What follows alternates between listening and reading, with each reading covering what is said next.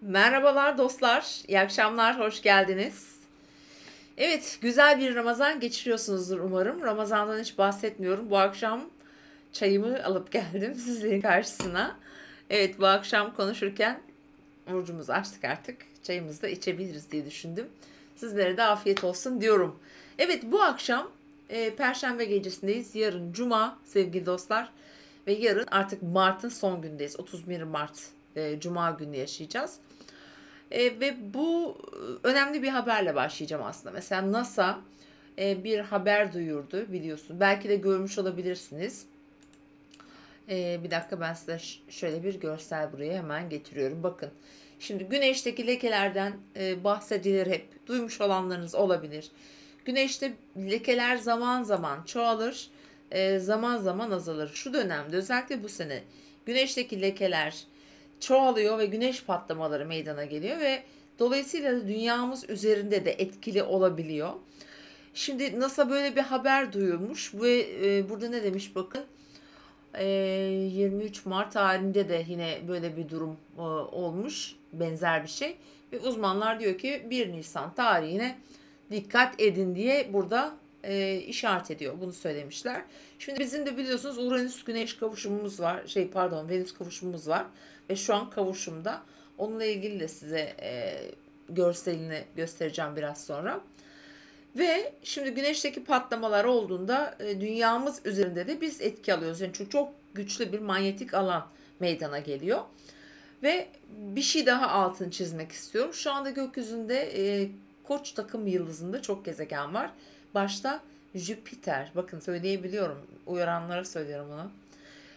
Ve biliyorsunuz Güneş şu anda Koç burcunda, Merkür Koç burcunda.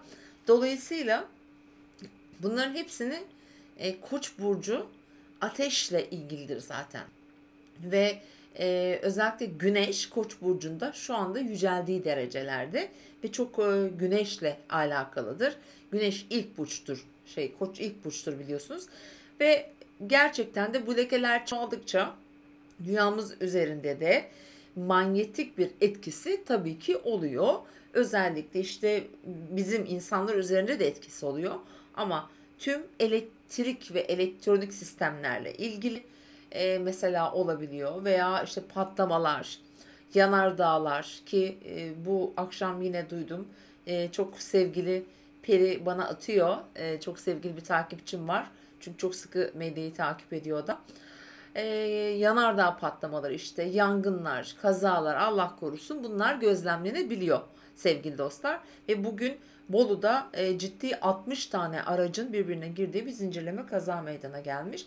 Tabii bunların olmasını istemiyoruz ama güneşteki bu patlamaların yani lekelerin böyle olasılıkları arttırdığını görüyoruz ve gözlemliyoruz sevgili dostlar. Şimdi ben diğer görselimi göstereceğim. Size dedim ya bu bekliyoruz hani Venüs Uranüs'e kavuşuyor. Neden önemli onu da dün söylemiştim. Çünkü 5 Mayıs'ı 5 Şubat'ı tetikliyor. Geçtiğimiz 2022'de yaşadığımız tutulmayı tetikliyor. O yüzden önemli diyoruz.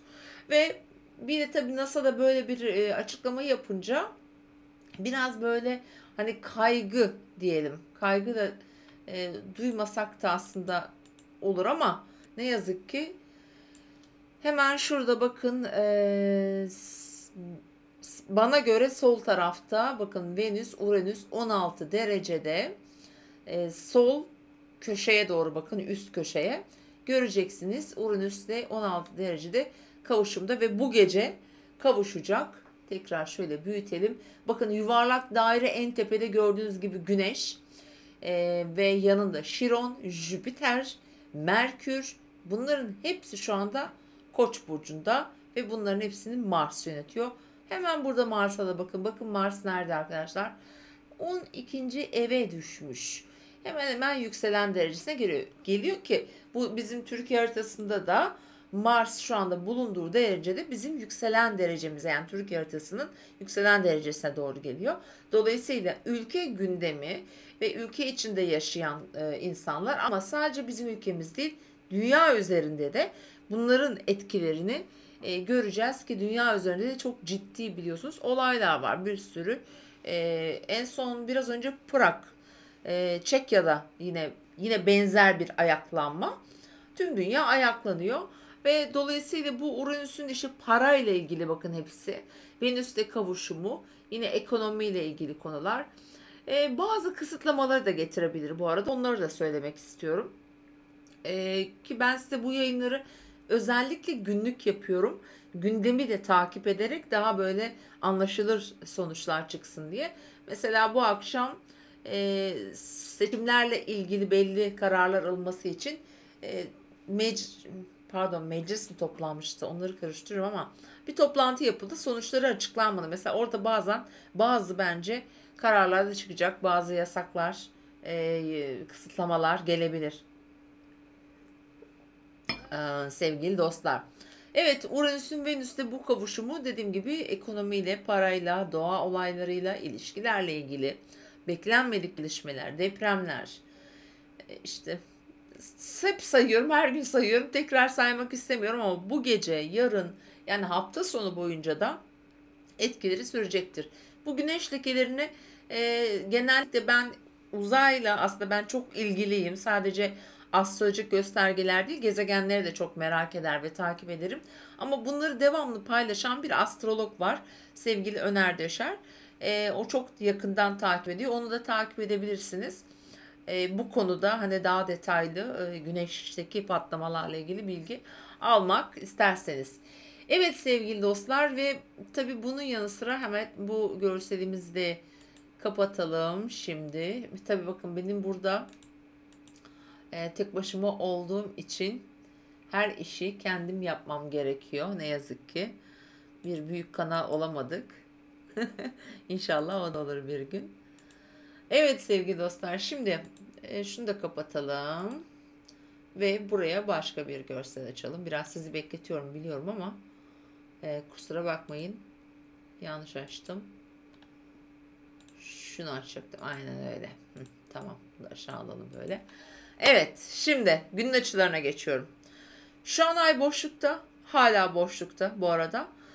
Gece saat 2 sıralarında Aslan Burcu'na geçecek ve ayın Aslan Burcu'na geçmesi, zaten ayı Aslan Burcu'na geçiyor ya, Güneş yönetiyor. Şimdi Güneş'teki de patlamalardan bahsettik. Zaten gökyüzündeki gezegen dizilimleri de bunu aslında birazcık da olsa gösteriyor. Bu öfkeyle de çok ilgilidir. Kendimizi egolar üzerinde de çok güçlü çalışacaktır. Yani ben merkezli bir enerji vardır burada çünkü. Özellikle siyasi ve devlet ve dünya üzerindeki liderlerle ilgili yönetim kısmı işin aslına bakarsanız daha çok gündemde olacaktır. Bunlarla ilgili gelişmeler duyabiliriz. Bunlar bizim kendi haritalarımızda, işte Koç burcu neredeyse bu alanda çok aktifiz. Girişkeniz ve cesaretle herhangi bir konuya başlıyoruz ve inisiyatif alıyoruz. Peki Boğa ve Venüs kavuşuyor ya Uranüs'te. O nerede? Boğa Akrep aksı neredeyse haritalarınızda. İşte o alanlarda da sürpriz, beklenmedik gelişmeler, yenilikler, risk almalar, ki şimdi bugün ay Aslan'a geçecek. Bunlar nasıl riskler olabilir, onları sayacağım size. Şimdi Aslan Burcu özellikle görsellikle çok ilgili bir burçtur. Görüntümüzle çok ilgilidir. Zaten simgesel olarak da biliyorsunuz tanınmış insanları, ünlü insanları, göz önünde olan insanları temsil eder. Aynı zamanda da göz önünde olmakla çok ilgilidir. Ve tabii ki böyle siyasi olsun, sanat dünyasından olsun, dediğim gibi ünlü, popüler insanlarla ilgilidir. Ve bizim de kendi bünyemizde Aslan neredeyse o konuda mesela hep ön planda olmak isteriz. Diyelim kişinin ayı Aslan Burcu'nda, Güneş Aslan ama diyelim aslanlar için sadece geçerli değil bu. Ayı Aslan'da olur, Venüs Aslan'da olur. Ayı Aslan'da olduğunda, diyelim ki bugün Ay Aslan'da olduğu için oradan örnek gösteriyorum, çok daha duygularını da çok açık yaşar. Çok göz önünde yaşar. Çünkü Aslan görünürlükle ilgili olduğu için göstermekten çekince duymaz. Hatta bilakis mutlu olur. Çünkü takdir almayı sever, övgü almayı sever. O şekilde motive olur. Ve genellikle güzellikle de çok alakalıdır. İşte saçlarla çok ilgilidir mesela Aslan. Saçlarımızla ilgili yenilikler, hatta radikal kararlar alabiliriz bu önümüzdeki 2,5 gün. Yenilikler böyle gerçekten sıra dışı olabilir. Farklı güzellik, estetikle ilgili konular olma ihtimali var. Şimdi ikinci önemli konu başlığımız aşk ve ilişkiler. Şimdi ilişkilerde de çok popüler bir dönemdeyiz. Yine Uranüs'ün Venüs'e kavuşmasından ötürü ani beklenmedik yön değişimleri, zıtlaşmalar, sürpriz ilişkiler, bunlardan bahsetmiştik ama bugün şimdi artık bunları yaşama olasılığımız çok daha yüksek. Bu arada şu an bana yazacaksınız biliyorum. Görüntümle sesim arasında bir fark var ama hiçbir şey yapamıyorum. Maalesef bu yayını böyle izleyeceksiniz. Ben sinir oldum bu işlere, bakalım. Bir şekilde halledeceğim. Evet, ve onun yanı sıra üçüncü olarak da tabii ki Aslan altınla, parayla ilişkilendirir. Zaten Güneş yönetiyor ve Aslan'ın ve Güneş'in madeni de altındır zaten. O yüzden altın, para piyasaları gibi yine o piyasaları ilgilendiren ekonomiyle ilgili inanılmaz farklı, hızlı gelişmeler bekleyebiliriz. Burada şunu tavsiye etmek istiyorum. Çok ani, dürtüsel kararlar almayın. Özellikle parayla ilgili konularda. Çünkü bu şekilde hareket etme eğilimi verecektir. Burada dikkatli olmanızı tavsiye ediyorum açıkçası. Hem harcamalarınıza, işte aniden gidip bir işte paranı bir şeye yatırırsın, sonra hiç belli olmaz, bir saat sonra bir düşüş yaşanır gibi olası risklerin içinde olduğumuz 1-2,5 gündeyiz. Yani bilin ayın 2'sine kadar, 2 Nisan'a kadar bu etkiler devrede olacak sevgili dostlar.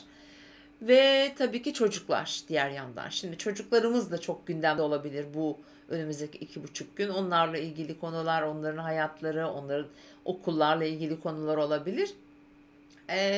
Veya yaratıcılıkla çok ilgili olacağı için sanatla, bir şeylere böyle daha eğilmekle ilgili, onları yönlendirmek, hobiler edinmek gibi konuları da yine hayatlarımıza getirecektir. Tabii sevgili dostlar, şimdi bakalım açılarımızda neler var. Ondan sonra da evet, Ay Aslan Burcu'na geçiyor ve gün boyu Aslan Burcu'nda ilerleyecek Cuma günü boyunca. Ve bugün tam olarak gece saat 01.25'te Uranüs Venüs'le kavuşuyor. Tabi arkadaşlar, şunu da hatırlatmak gerekiyor. Aslan Burcu'ndaki Ay hafta sonunda bu kavuşumu tetikleyecek bu arada. Aslında şimdiden onu da size ben söylemek istiyorum. Ayın Uranüs'e tabii ki karesi olacak. Hangi gün oluyor? Bakıyorum şimdi. Pazar günü değil. Pazar günü. Cumartesi günü sabah 11.29'da Ay Uranüs'e kare yaparak tabii ki Venüs'e de kare yaparak aynı şekilde bu kavuşumu tetikleyecek. Yani cumartesi günü boyunca ve cuma gecesi ve cumartesi günü boyunca bu söylediğim olasılıklar çok daha güçlü olma ihtimali var. Gerçekten cumartesi günü aynı zamanda dediğim gibi ilişkilere de biraz atıfta bulunan bir gün. Bilhassa cuma günü ama güzel, şimdi çok güzel bir açımız var. Bugünü mesela değerlendirin. Aslında günün en temel açısı akşam saat 22-28'den sonra 23-28'e kadar en güçlü olduğu anda olacak. Güneş ve ayın birbirlerine çok güzel bir iletişimi var. Üçgen dediğimiz uyum, işbirliği, anlaşmalar, herhangi bir konuda öne çıkmak veya bir şekilde ikna etmek için birilerini gayet güzel kullanabilirsiniz sevgili dostlar. Bugünün ilk yarısı zor biraz, yani stresli olabilir. Çünkü ayın Plüto ile de karşıtlığı var. Fakat akşam saatlerinde, dediğim gibi akşam bilhassa geceye yakın saatlerde daha uyumlu enerjiler akışta olacak sevgili dostlarım. Yine süremizi çok geçtik. Evet, bugünlük de ben de pardon, dün de unuttum saatleri arkadaşlar. Hiçbiriniz de hatırlamamışsınız. Hiçbiriniz de söylemediniz. Hani bizim o özel saatlerimiz yok mu? İşimize yarayan, kullanacağımız. Yine unutuyordum neredeyse. Evet, hemen bakıyoruz. Cuma günü bizim için şanslı olabilecek saatleri söyleyelim. Pardon.